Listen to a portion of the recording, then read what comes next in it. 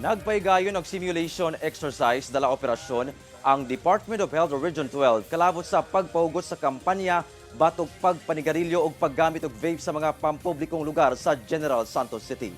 Ani ang report. Was, tapos diri ka na ni Garillo.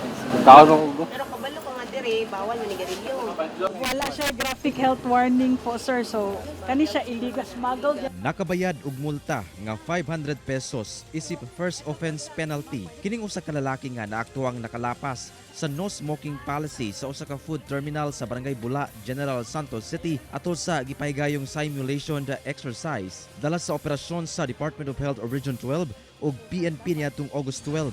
Ginasuta sab sa maong operasyon kung dunay mga tindahan ang nagabaligya og smuggled nga sigarilyo. Kung doon po nagbebenta at saka wala silang binabayarang tax, at saka doon din po, dalawa po yung mabibigyan ng citation, yung nagbebenta at saka yung naninigarilyo. Kasi mas malaki yung penalty niyo kaysa sa kanya na ni Garillo.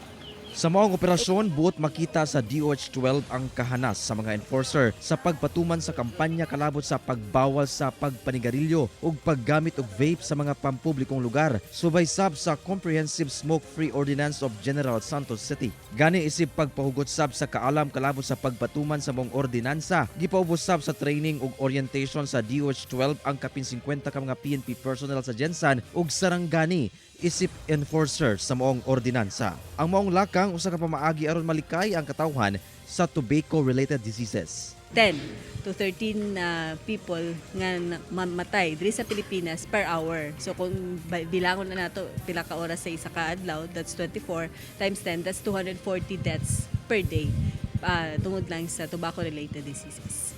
Kauban si Gary Balantay ug Bong Vicencio, Efren Mamak. 1 Mindanao.